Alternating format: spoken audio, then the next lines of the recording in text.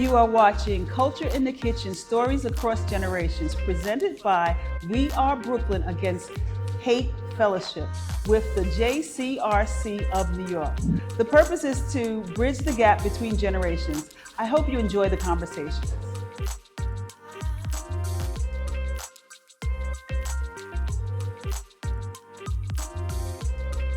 Hi, so I'm Nathaniel, and this is Culture in the Kitchen Stories Across Generations. Who am I here with? Brenda, Hi, Brenda. How are you today? I'm doing fine, and you? I'm doing amazing. Okay. So, how did your community or family support each other through hard times? Um, well, I grew up in Brooklyn in the 60s. My parents had relocated from North Carolina, where they was in the tobacco field. And when we came to Brooklyn, um, we was the family of 8, and we were on hard times. And our community, a lot of people there was also relocated from the South, and they were on hard times also. But we all sit together. Like if someone needed like bread or cheese or butter, we will always, borrow and give people that we had more of, because they had at the time we were on welfare, and they they gave us, supplements, things that were needed for children. They gave us extra money, so we survived. My father got a better job, and he became a foreman of housing authority, and he made sure we got all went to school and got our diploma, and did and had a good future, And but it wasn't easy, We had to all hang in there together as a family of 8, We had to we hand me downs and stuff like that, but it was all right. My mother was good. She knew how to sew, so it wasn't that bad, and we didn't take things for granted. We were just glad to have what we have, in that at that time. That's amazing. If you could give one piece of advice to someone going through a hard time, what would it be? um, that things will get better. And, trust in your higher power, which mine is Jesus. I don't know if could say that, but yeah. You know, life is not always easy. Especially if you're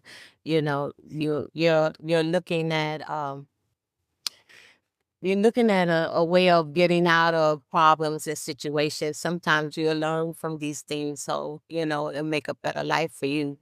Because you have to live to learn to live. And it gets better with time. Thank you for answering. Mm. Is there any traditional beliefs or practices to help you deal with difficult situations? Uh, difficult beliefs. Let's see. There's to stay on the right path. I think um, believe that things will get better. Set boundaries for yourself. Also, value your worth. Of who you are. And things will get better for you. You know. I would tell them that just keep your head up at all times. Yeah, yeah. It's an amazing piece of advice. Thank you. So, what do you think happens when people cook or eat together through cultural or racial lines? um, I believe in as we are older and we see the youth out here, watching for what is right and what they believe in. I think us as adults and older generation should take that same advice and you know, um, get more into it, because coming up, growing up, a lot of times we stay quiet. and a lot of our parents at that time, they kind of hid that from us. They, I didn't see much of prejudice or things like that going on, but I knew it was there. But my parents never really opened up to me or opened up to us about it. So I think today times that us as adults, as seniors, I think we should march with the youth, make sure that, they okay, protect them, be with them on that march because we weren't there at that time. I guess our parents was afraid for our lives because at that time it was real bad at that time. And as an older woman now, I would gladly march with the youth to make sure that things are right for them as they progress into their adulthood. Yeah. Yeah. Do you say? What was one of the toughest challenges you faced in your life, and how did you get through it? Well, the toughest, wow, I guess I'm gonna have to get honest because I had some tough times in my life. Um, I went down the wrong path, and they say never start smoking cigarettes because it's like a open, like a gateway to other things, and I went that way, and so in 1993, I became clean and sober, and I got my life back. And I just say to tell the youth, if you want a better life for yourself, you don't need mind altering chemicals to do that. You just use what the Lord gave you to go on the straight and narrow. But yeah, I did all right for myself, and I'm so glad that I made that move because I was able to get a very fantastic good job. I worked there 33 years at the United States Postal Service, and I retired in 2019.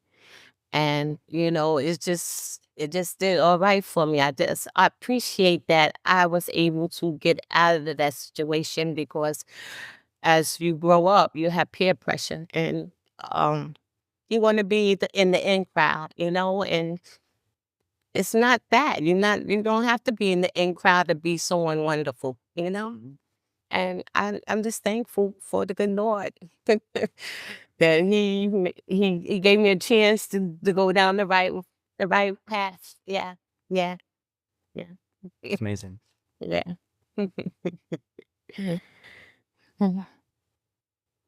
Let me ask you a few questions.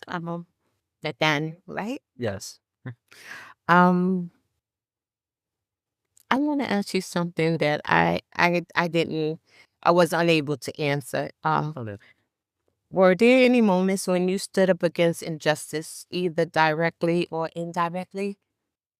Yeah. I remember once in middle school, I saw one of my friends getting bullied, and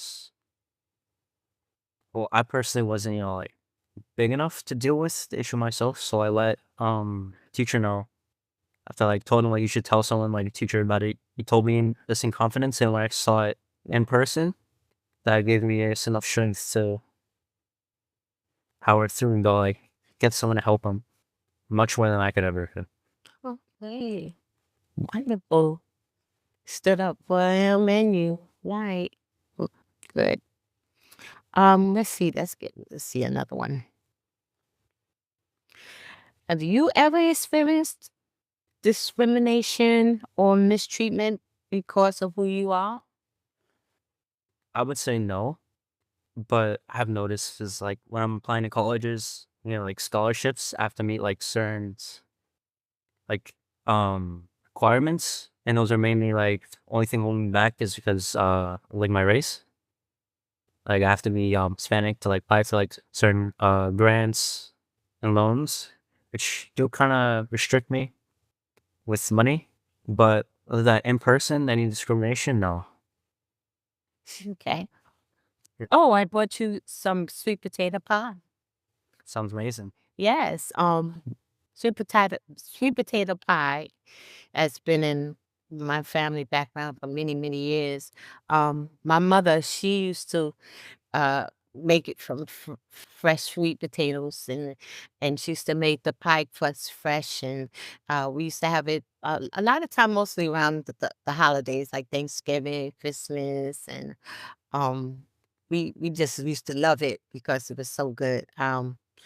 Then she started making it. She used to cut up the yams and she used to make it like in a regular pan instead of making the pie. Well, she make the pie and then sometimes she makes the pan. She cut up the sweet potatoes and then she boils her pineapples in brown sugar and she puts some cinnamon in it and she pours it over the yams and then she puts that in the oven and let that marinate.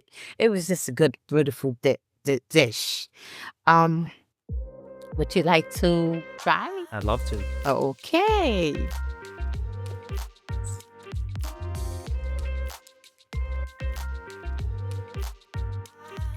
We're going to start off with a little piece because I'm not sure if you might like it. So we're going to taste it first. Okay? Sounds good to me.